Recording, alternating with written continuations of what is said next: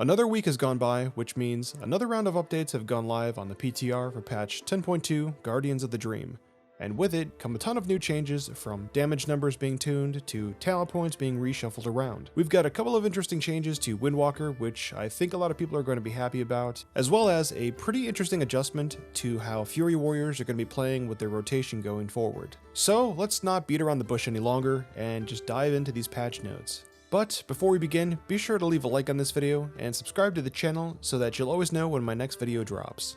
So starting off with Demon Hunters. And it looks like they just straight up removed concentrated sigils from the game, which you'll get no complaints from me. On the Havoc side, Tactical Retreat and Unbound Chaos have swapped talent locations. Burning Hatred now generates an additional 40 Fury from 50. Inner Demon now deals reduced damage beyond 5 targets, Inertia damage bonus reduced by 18% from 20, and Chaotic Disposition chaos damage duplicated reduced by 17% from 21%. So overall for Havoc, it looks like they were doing a little bit too good, and Blizzard is just trying to bring them down a little bit. And now moving on to Vengeance. So Dark Glare Boon and Sigil of Mastery have swapped talent locations. Fell Devastation cooldown reduced by 40 seconds from 1 minute. Fiery Brand now deals damage every 1 second from 2 seconds, dealing the same total damage over its duration. And lastly, Burning Alive now causes Fiery Brand to spread every 1 second from 2 seconds. And it looks like here that the opposite is happening with Vengeance Demon Hunters. It looks like they're trying to find ways to increase the damage of Vengeance Demon Hunters, which is cool with me. For Druids, we just have a change to the Balanced Druids 2 and 4-piece set bonuses. So for the 2-piece, it says that the set bonus is now going to increase the damage of your Wrath and Starfire by 100% from 60%, so a 40% increase to damage there. And then for the 4-piece, it says, now increases your current Eclipse's Arcane or Nature damage bonus by an additional 2% from 3%, and up to 10% from 15%. So you're going to be getting a pretty decent increase to damage from your 2-piece, and then it looks like your 4-piece damage has been nerfed slightly. Moving on to Evokers, and the only change here is to Devastation. All spell and ability damage increased by 3%, and Disintegrate damage increased by 15%. It's nice to see Devastation Evokers getting some love here, because ever since Augmentation Evokers came out, Devastation has been pretty much just cast aside. So with more luck, hopefully people will start to find more reasons to bring a Devastation Evoker to the raid instead of Augmentation. Moving on to the Mistweaver Monk.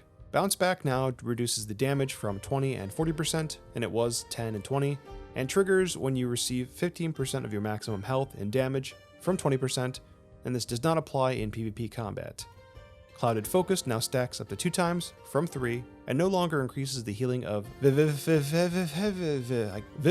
before its first application. Vivify and Invigorating Mist healing increased by 12%, and the 4-piece set bonus, Chi Harmony now stores 20% of all healing done from 15%. So overall, some nice little healing buffs to Mistweaver Monks. Hopefully this will be enough to get people to start playing it more often, because it just seems like Mistweaver is kind of like the laughingstock of the healing community, and I would like to see them kind of be more prominent in the healing scene. Now on to Windwalker Monks. So we've got a developer's note here, and it says, we like the positive effect that Fangs of the Vermilion Forge had on Windwalker's single target damage, and are transferring some of that power from the class set into the base spec. As players adventure into Ameo Drasil and replace their existing gear, the net effect of these changes is an overall increase in the character power. Additionally, we heard player concerns that the effort required to play Whirling Dragon Punch wasn't worth the resulting increased power. We agree and have increased the damage it deals as a result, and we've also added additional damage to the 4-piece set cooldown reduction.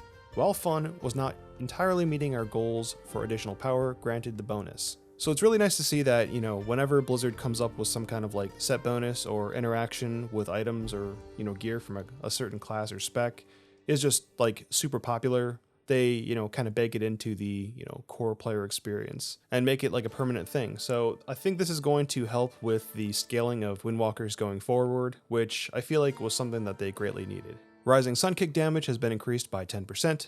Fists of the Fury damage increased by 5%, and additional damage to primary target increased by 10%. Whirling Dragon Punch damage increased by 10%, and then the 2-set bonus, Rising Sun Kick bonus damage reduced by 5% from 10%, and then the 4-piece, Fist of Fury primary target damage reduced by 20% from 30%. And then the 4-piece from the new tier now increases the damage of Fist of Fury, Rising Sun Kick, Strike of the Windlord, and Whirling Dragon Punch by 4%.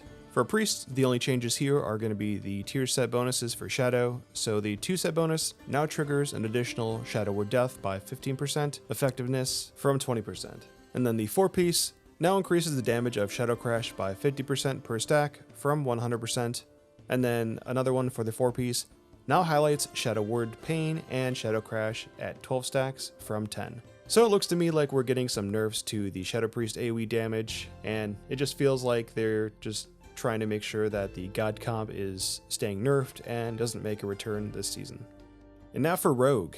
So we got improved wound poison, superior mixture, and atrophic/numbing poisons have shuffled talent locations. And then for assassination, we've got leeching poison now grants 10% leech from 5%, and this is not going to apply in PvP combat. Crimson Tempest damage reduced by 5%. Blindside now causes ambush to replace mutilate when the effect is triggered. Sanguine Blade's energy consumed per tick reduced to 2 from 3, and the damage duplicated increased to 25 from 20%. Sudden Demise now has a 10-second delay after triggering before being able to trigger again on the same effect, and the 4-piece set bonus, Envenomous Explosions damage increased by 150% if it deals damage to just a single target. So it looks like we've got a couple of nerfs to the AoE for Assassination, but we've got this really interesting buff to Envenomous Explosion, which is kind of cool. I like the fact that it's going to be doing so much extra damage to single targets, and that's kind of like par for the course for Assassination, right? I feel like that's kind of like the whole like hallmark of the spec itself is just, incredible single target damage. So it seems like Blizzard is just trying to stay true to that. For Outlaw Rogues, we've got Sinister Strike damage increased by 10%, Audacity now causes ambush to replace Sinister Strike when the effect is triggered, and Killing Spree damage increased by 25%. For Subtlety, Eviscerate damage is increased by 8%, Exhilarating Execution now causes finishing moves to heal for 5% of the damage from 3%. The shadow damage value from the shadowed finishers has been increased to 30% from 25%. And then Shuriken Tornado, Shuriken Storms triggered by Shuriken Tornado no longer generate bonus combo points from shadow damage. Next up, we've got Elemental Shamans. So they're fixing an issue where Splintered Elements was incorrectly granting you 4% extra haste than intended when activating against a single target. Elemental Blast can now refresh and extend the duration of the haste, critical strike, and mastery effects to up to 130% of the base 10-second duration, but will still prefer to apply a buff that you don't already have. Fixed an issue where Further Beyond would not properly extend Ascendant to the maximum duration if the extension amount would have to put it beyond the maximum extension amount. They're also fixing an issue where Further Beyond didn't properly extend the extra Ascendance activations from Deeply Rooted Elements if you were already under the effects of Ascendance from Deeply Rooted Elements. I really don't know what any of this means because I'm not someone who plays Elemental Shamans, but either way, I'm happy for you guys. They fixed an issue where the 4-piece set bonus was being activated even if you didn't have the 4-piece set equipped. They're also fixing an issue where the subsequent lava burst from Primordial Wave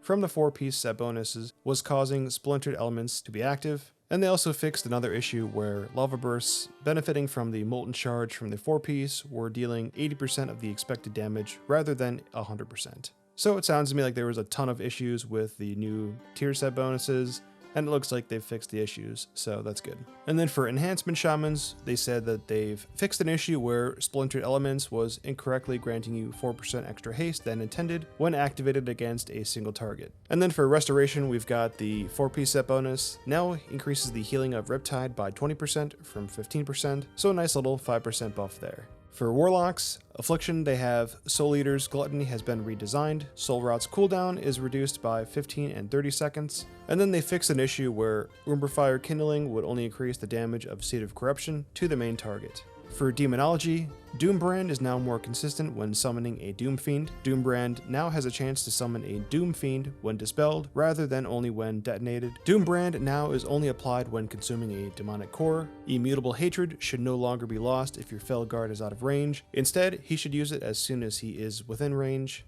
And then they fixed an issue where Immutable Hatred was functioning as its previous iteration. And then for Destruction, they just fixed an issue where Dimensional Cinders would benefit twice from critical strikes. And now for Fury Warriors. They've got a developer's note here, and it says, the previous design of Reckless Abandon was influencing builds and rotation too heavily, encouraging players to focus entirely on either Bloodthirst or Raging Blow at the expense of the other. We want Fury Warriors to use both abilities regularly, so we're changing the design slightly so that it only affects your rotation choice immediately after using Rampage to open up more build options. These changes will be applied to the 10.2 PTR via hotfix over the course of the week. Reckless Abandon now only empowers your next 1 Bloodthirst or Raging Blow from 2, and Reckless Abandon's Bloodbath and Crushing Blow bonus damage has been doubled. And then the only PvP change for this patch is going to be for Outlaw Rogues, and it says Killing Spree damage no longer is increased in PvP combat, when it was originally increased by 5%. And then lastly here we've got a couple of UI changes. So to improve readability in the quest plane, you can now choose between a different background color for Parchment. A new celebratory pop-up will appear when you unlock the Great Vault slot or upgrade the reward of a slot. In the reputation plane, major factions are now grouped together at the top of the list. And that should do it for this video. Let me know in the comment section what you guys think about these changes for the latest PTR build. I personally think the Windwalker buffs are a really good one. Either way, I'd love to hear from you guys. Thank you so much for watching my video. I'm still Solo, and I'll see you guys next time.